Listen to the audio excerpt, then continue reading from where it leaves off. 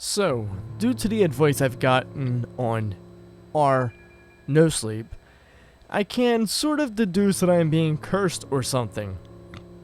People have said vampire and witch, but some kind of curse seems to make the most sense in this situation, which is a sentence I never really thought I'd be saying.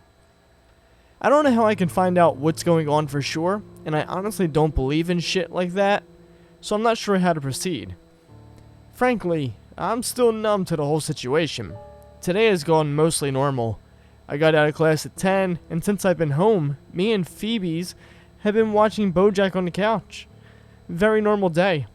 I wish I had more to report, but then again, I don't wish that at all. After I had made my original post, I fell asleep on the couch watching Brooklyn Nine-Nine at about 4 a.m. I figured I needed at least a nap before I had to go to class at 9 a.m. The wife was fast asleep in bed. Phoebe was with me on the couch and everything was going groovy. I finally started to calm down and relax despite the numerous responses to my story. Eventually, I dozed off. But it didn't last very long. I'm not sure what time it was exactly when Phoebe woke me up. I use the term woke me up very lightly.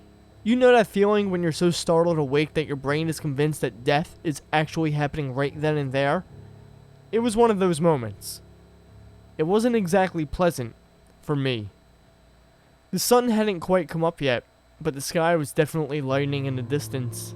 I would guess it was about 5:30 a.m. when Phoebe started trying to go through the sliding glass door leading to my back porch. Her teeth were fully barred, her neck and spine hair was bristled straight up, and she was screaming a scream that I had never heard come out of her before then. She was going full force at the glass door. I seriously thought she was going to go straight through it. I damn near shit myself. I spent some time wrangling her, as we have our own way of calming each other down. Once I managed to pull her away from the source, we sat and embraced until she started to relax. We've always done it this way, ever since she was a puppy. I haven't looked outside yet at this point.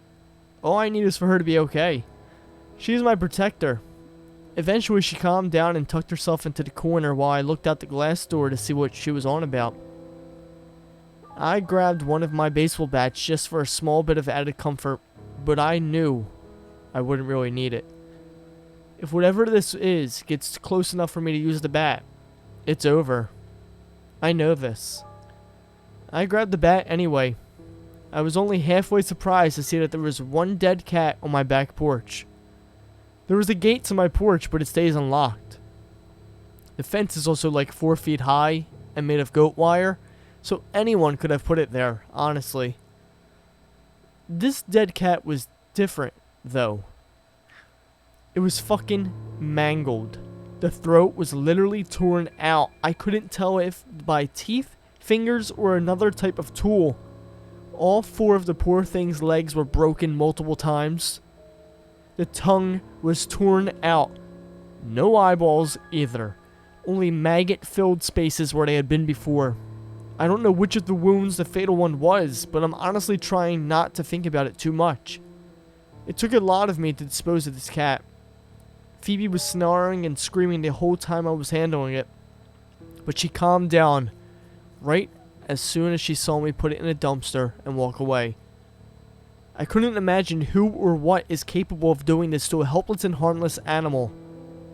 I don't personally like the stray cats being around, but this is inhumane. It's too much. It's way, way too much. To be completely frank, I can't tell whether I'd rather it be human or not. The worst part was that there was clearly an infestation of maggots everywhere else in the carcass. The death of this cat was not exactly recent. I can't help but think weird shit like, did someone just find this dead cat and is fucking with me? Or did someone have it lying around saving it for this? I know that this dead cat died a terrible death, and it hurts my heart. This is super aggressive, even compared to somehow leaving one inside my fucking apartment. Do they know I'm sharing this? Are they reading? Damn it, I hope they are. 'Cause fuck them. I also know for a fact that it did not happen on my porch, or even yesterday at all. There was no blood anywhere besides what was on the cat. None of the missing body parts were present. Was this premeditated? I fucking hope not. As fucked up as it is, I hope that this is just some neighborhood kids taking a joke way too far. It's Monday night now, and nothing weird has happened since the cat. I haven't seen any more strays, but I usually only see them at night. Phoebes is laying next to me on the couch while I type this. We're watching the Astros play and waiting for my wife to get back home from work. I posted pictures of my bedroom door after Phoebe has tried to get through it a couple times, as mentioned in the last post. I will post them in a comment here as well, and keep you guys as updated as I can. Thanks for everything. One love.